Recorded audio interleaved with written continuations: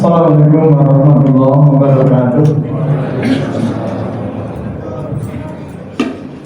Alhamdulillahirabbil alamin.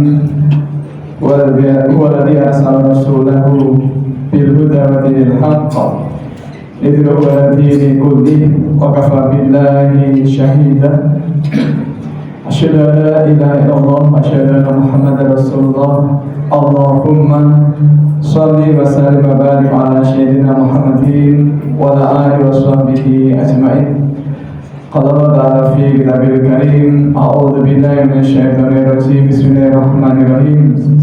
Ya ayyuhalladzina amanu kulu min thayyibati ma razaqnakum washkuru lillahi in kuntum iyyahu ta'budun. Innama harrama 'alaikumul maitata wad-dama wa lahmal khinziri wa ma uhilla bihi li ghairillah faman ittara ghayra baghin fala isma 'alaihi innallaha ghafurur rahim. Ibu bapak masyarakat muslimin jamaah salat isya dan tarawih Masjid Baitur Rahman Pegolayan yang kami hormati dan yang dimuliakan Allah Subhanahu wa taala. Marilah kembali di kesempatan malam hari ini kita haturkan rasa syukur kita kehadirat Allah Subhanahu wa taala karena atas karunia Allah di malam hari ini kita masih diizinkan bisa sampai ke masjid dalam kondisi yang sangat baik. Kita bersyukur kepada Allah Subhanahu wa taala karena kita sampai di masjid dalam kondisi yang sangat baik dan kita bisa sholat sunnah qobliyah, sunnah rawatib, tahiyatul masjid, kemudian salat isya jamaah dan salat tarawih insyaallah nanti. Bapak Ibu, mudah-mudahan ibadah kita di malam hari ini diterima Allah Subhanahu wa taala. Yang kedua, semoga salawat dan salam senantiasa Allah limpahkan kepada baginda Rasul Muhammad SAW, dan semoga Allah limpahkan pula kepada keluarga beliau, sahabat beliau, para tabi'in, para alim ulama, dan semoga berlimpah ruah pula kepada kita sekalian yang hadir di kesempatan di malam hari ini. Bapak Ibu, beberapa saat yang lalu telah kami sampaikan sebuah hadis yang sangat terkenal, di mana Sa'ad bin Abi Waqqas pernah meminta kepada Rasul untuk didoakan akan menjadi orang yang terkabul doanya. Nah, waktu itu Rasul tidak langsung mengiyakan, tetapi beliau memberikan nasihat kepada Sa'ad bin Abi Waqqas, wahai Sa'ad, perbaikilah makananmu, jagalah jangan sampai ada makanan haram yang dikonsumsi, maka niscaya engkau akan jadi orang yang terkabul doanya. Dan demi jiwaku yang ada dalam firman Allah, barang siapa memasukkan makanan haram dalam perutnya, maka amal ibadahnya selama 40 hari berikutnya tidak akan diterima Subhanahu wa taala. Maka menjadi kebutuhan kita untuk berhati-hati agar jangan sampai ada makanan haram yang kita konsumsi. Nah, Bapak Ibu, kita semua sudah sangat paham bahwa di Quran Allah haramkan kita mengkonsumsi bangkai, darah, dan daging babi. Sebagaimana firman Allah di Quran surat Al-Baqarah ayat 173, Allah berfirman, "A'udzu billahi minasyaitonir rajim. Bismillahirrahmanirrahim. Innama harrama 'alaikumul maitata wad-dama wa lahmal khinziri wa ma uhilla bihi li ghairillah faman ittara ghayra baghin fala isma 'alaihi innallaha ghafurur rahim." Sesungguhnya yang diharamkan bagi kalian memakan bangkai, darah, daging babi, dan daging binatang yang disembelih dengan menyebut nama selain Allah. Maka barang siapa dalam keadaan terpaksa memakannya, sedang dia tidak menginginkannya dan tidak melampaui batas, maka tidak ada dosa baginya, dan Allah Maha Pengampun lagi Maha Penyayang. Nah, Bapak Ibu, di ayat ini di Al-Baqarah 173 ini Allah melarang kita mengkonsumsi bangkai, darah, dan daging babi. Maka Bapak Ibu, kita tidak diperkenankan mengkonsumsi bangkai atau darah daging babi. Nah, Bapak Ibu, pengharaman memakan bangkai, darah, daging babi dikenal para ulama sebagai pengharaman tingkat 1. Jadi di Islam itu halal haram itu ada tingkatannya. Seperti pengharaman memakan bangkai, darah, daging babi adalah haram yang tingkat 1. Tetapi Bapak Ibu, ternyata ada yang haram yang tingkat 2, yaitu memakan bangkai daging babi. Jadi sudah makan bangkai dan baginya bangkai daging babi. Dan ternyata Bapak Ibu ada yang tingkat 3, yaitu makan bangkai daging babi terus babinya itu colongan. Nanti kan bangkai daging babi colongan itu tingkat 3. Nah, ada tingkat 4 Bapak Ibu. Tingkat 4 yaitu memakan bangkai daging babi colongan kalau itu siang hari di bulan Ramadan. Jadi tingkat 4. Ada yang tingkat 5? Ada. Bapak Ibu, semua makanan, ulangi, semua makanan yang mengandung babi itu hukumnya haram. Semua makanan yang mengandung babi hukumnya haram. Maka Bapak Ibu ada yang hukumnya tingkat 5, yaitu memakan bangkai daging babi yang colongan siang hari bulan Ramadan, dan ternyata babinya sudah bunting. Babi bunting adalah babi yang mengandung babi. Jadi sudah babi masih mengandung babi. Jadi haramnya itu bertingkat-tingkat. Apalagi yang tingkat 6 itu kalau makan daging babi, terus setelah itu minum minuman keras, tanpa. Nah Bapak Ibu, ternyata yang diharamkan tidak hanya itu, tetapi juga makanan yang sangat terkenal dan viral di Jogja yang namanya daging siki. Bapak Ibu, di Jogja, saya baca di daerah Jogja ada 50 warung yang jualan daging siki.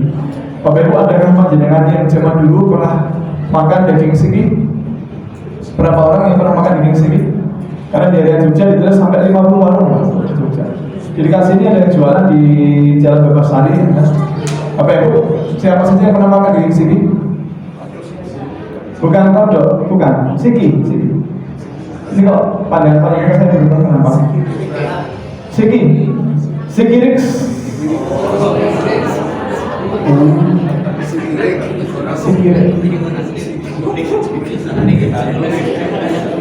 Tadi saya mau bilang masuk, karena ini kan di masjid ya. Di Jakarta atau Kambing Balam Sengsu. Bapak Ibu, dulu pernah saya dapat undangan ngisi kajian di Masjid Jarum Mutaki di Perumahan Banteng di sebelah timur PLN Jakarta. Waktu itu pengajian antar masjid, antar kecamatan se-Sleman. Nah, selesai kajian seperti biasa, kami ngumpul dengan para pengurus tamit masjid. Nah, salah satu pengurus tamit masjid yang tinggal di Jalan Kodian bercerita beberapa saat sebelumnya dia melihat ada mbak-mbak pakai cadar, bukan pakai masker, bukan, tapi pakai cadar.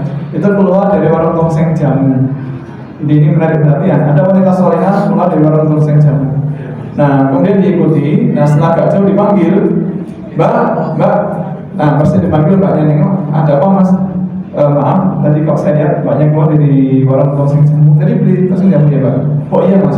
Kalau boleh tahu kenapa kok beli tongseng jamu? Mas, saya itu kan baru sakit, saya demam, saya meriang, badannya panas, saya cari obat. Cari obat. Mbaknya tahu nggak tongseng jamu itu apa? Ya tahu mas, itu kan tongseng herbal. Ribet Pak. Tongseng herbal itu bagaimana?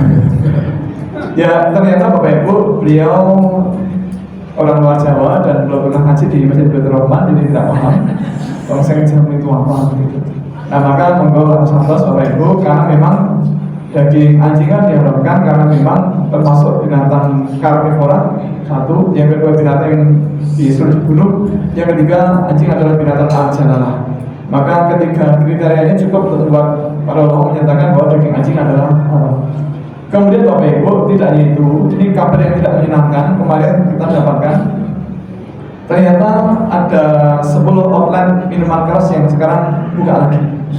Setelah kemarin ditutup, ini secara terang-terangan kemarin sudah dijual lagi.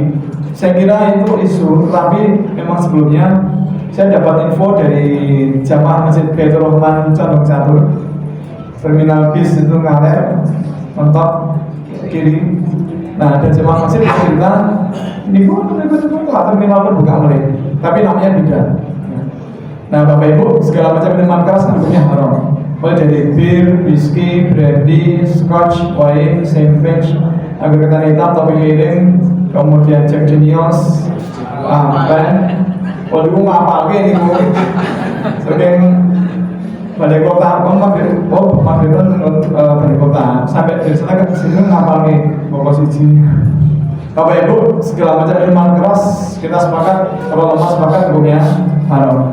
Minuman keras dengan kandungan alkohol tinggi itu banyak juga, seperti vodka, whisky, brandy. Vodka itu kan perlu definisikan ada alkoholnya minimal 40%. Kalau brandy dan whisky itu kira-kira 38% minimal.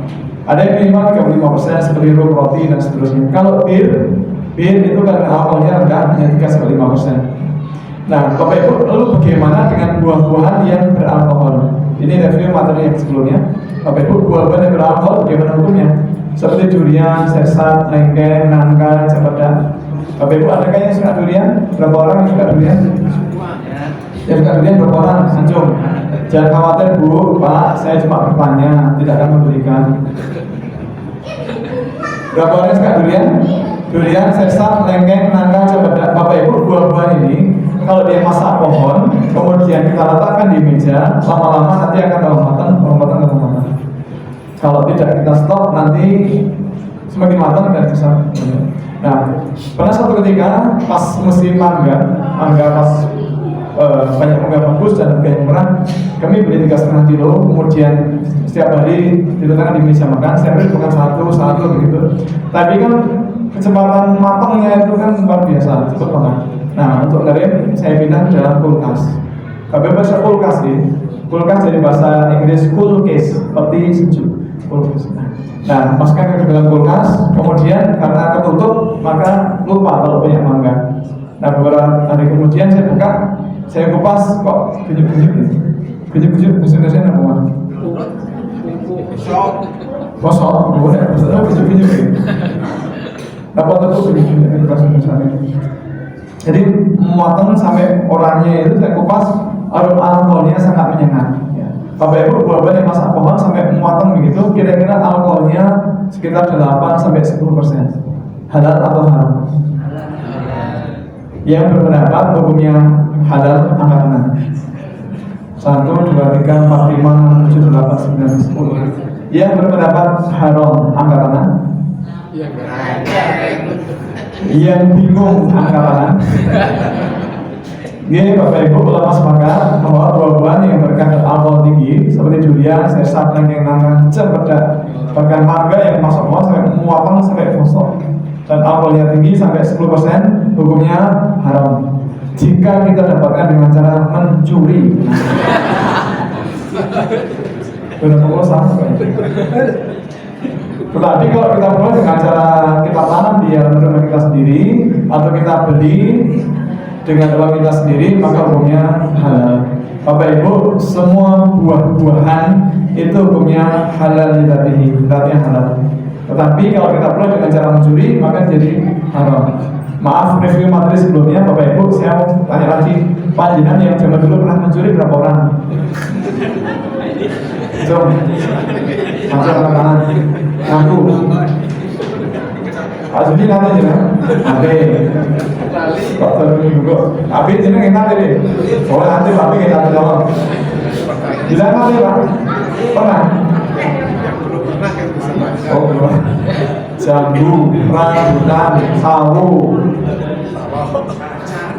angin itu, nanti orang situ buat jenengan, oh berarti laki-laki sejati, karena pernah kejar lori, Bapak Ibu itu kapan? Dulu tadi. Ya kapal itu kan dulu kan, yang penting sekarang tidak lagi. Tapi benarkah sekarang tidak pernah mencuri lagi? Bapak Ibu pernah mencicipi buah ya, tentunya ya, di hias buah, gitu ya, hias buah atau di supermarket. Bapak Ibu, bagaimana hukum mencicipi buah di supermarket atau di hias buah? Halal atau haram? Halal atau haram? Bapak Ibu yang berpendapat mencicipi buah di supermarket atau di hias buah hukumnya halal, angkat tangan. Ya, 1 orang, 2 orang. Yang berpendapat haram angkat tangan. 1, 2, hanya 2 orang. Yang bingung angkat tangan.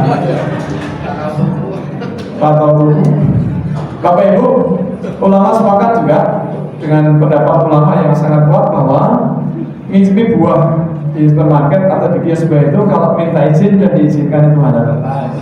Tapi kalau tidak minta izin, maaf namanya mencuri. Nah Bapak Ibu, kalau zaman dulu kita pernah mencuri seperti itu, gak apa-apa, itu kan dulu. Yang penting besok tidak lagi. Nah Bapak Ibu, kalau kita ngicipi buah, misalnya lengkeng yang kita petik, yang kita icipi, kita pilih lengkeng yang paling kecil atau yang paling besar? Paling besar.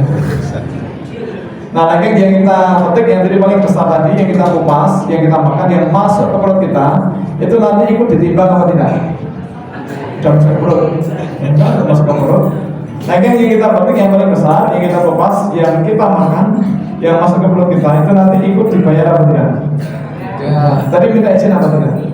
Nah, kalau minta izin itu halal. Kalau tidak minta izin, maaf namanya mencuri. Bapak Ibu, maaf kembali mengingatkan bahwa tumbuhan buah kelengkeng di kios buah atau di supermarket itu ternyata bukan barang subuhan. itu barang dagangan dan penjualnya pulangnya pakai uang, tidak pakai daun. Nah maka kalau dulu pernah ngicipi tanpa minta izin tidak apa-apa, itu kan dulu. Yang penting besok tidak ada. Maka Bapak Ibu, monggo kita biasakan untuk berhati-hati. Makanya pernah dulu ketika istri saya minta ditemani beli buah di Jalan Kolombo, kan banyak guys buah di situ. Ketika istri masuk ke dalam, saya duduk di jalan di atas motor. Di depan saya itu persis ada tempat buah-buahan, ada mangga, jambu, ada rambutan, salak dan lain-lain. Tapi persis di depan saya ada tempat buah lengkeng yang dombolan itu bahasa Indonesia. Bu, dombolan itu bahasa Indonesia apa ini? Jadi lengkeng itu dombolan. Pak B, dombolan itu apa? Lengkeng dombolan itu bahasa Indonesia apa? Kongluyuk. Jadi buahnya itu masih dombolan, tidak ada yang rontok. Nah berarti kan masih baru. Nah dan buahnya besar-besar. Nah kebetulan penjualnya keluar. Saya tanya, Mbak, ini lengkeng itu api-api Mbak? Oh iya Pak, lengkeng super, namanya itu kiwau siang. Oh, lengkeng ini putih Mbak. Ini lengkeng bangkok Mbak. Sekilonya pinter Mbak. Tasnya habis Pak, masih mahal, masih 85.000 kilonya. Oh, Mbak, kalau saya ngicipi apakah boleh? Monggo Pak, tiga gitu Pak. Monggo Pak.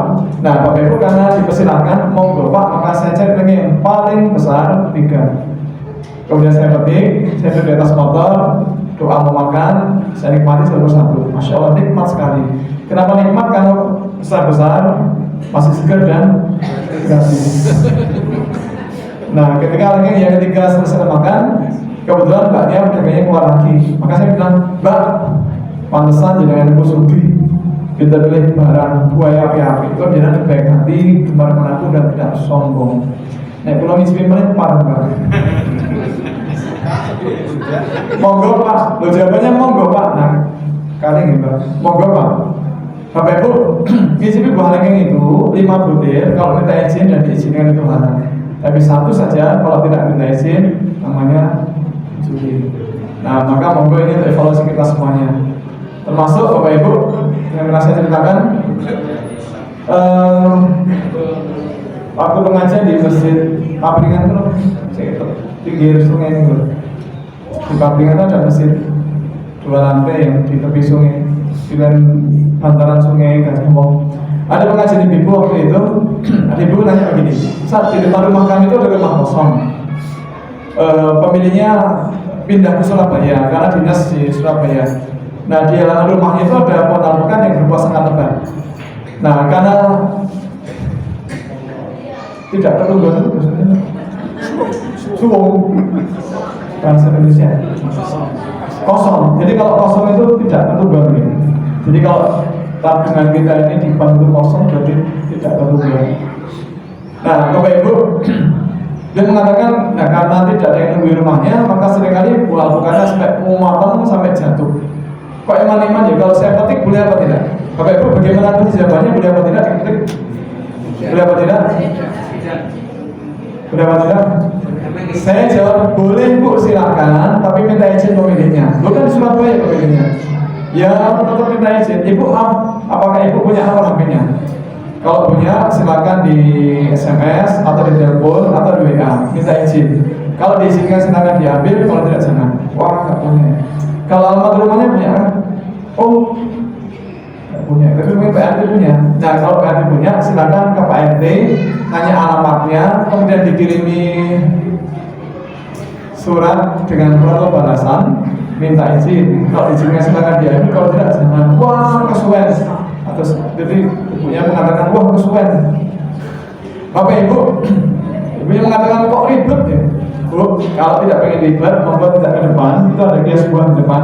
Silakan di alpukat 1 untuk obat kepingin. Tapi kan mubazir. Nah, Bapak Ibu, yang namanya mubazir, kalau itu milik kita.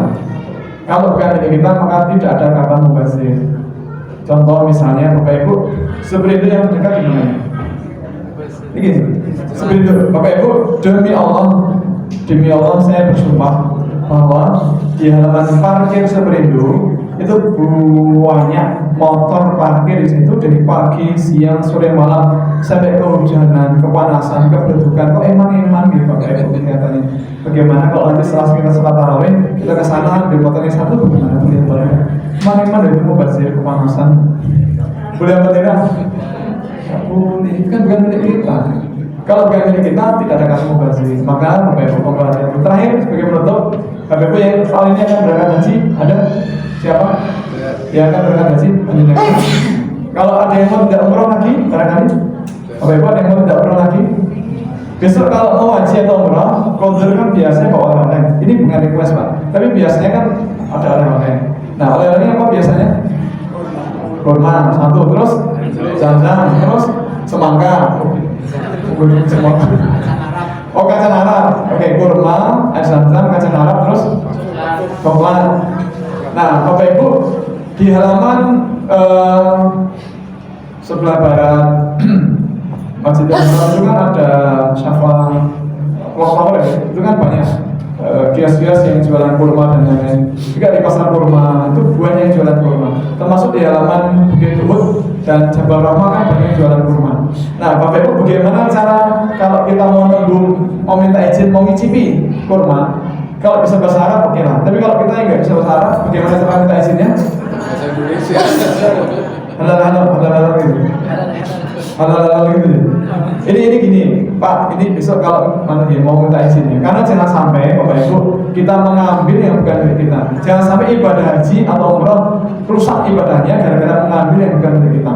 Nah, saya bilang Bapak Ibu besok kalau kita akan ngicipi buah kurma, kita berdiri diam pasti di depan buah kurma itu, kemudian perhatikan kurma yang paling bagus, paling besar, diambil, tanyakan ke penjualnya halal, jika dijawab halal kantongi. Kemudian geser kiri satu langkah, terus perhatikan di teman kurma berikutnya, cari kurma yang paling bagus dan paling besar, perhatikan paling bagus, paling besar, diambil, tanyakan ke penjualnya halal, jika dijawab halal kantongi. Terus geser lagi ke kiri satu langkah, perhatikan di tempat kurma berikutnya yang kurmanya lain jenis ini, ambil yang paling bagus, paling besar, ambil, tanyakan ke penjualnya halal, jika dijawab halal kantongi. Nah kalau sudah genap 1 kilo pulang. Untuk tidak adol. Untuk kan minta izinnya kan, ikrarnya kan minta izin, nembung mau ngicipi, bukan mau beli. Dijual lagi.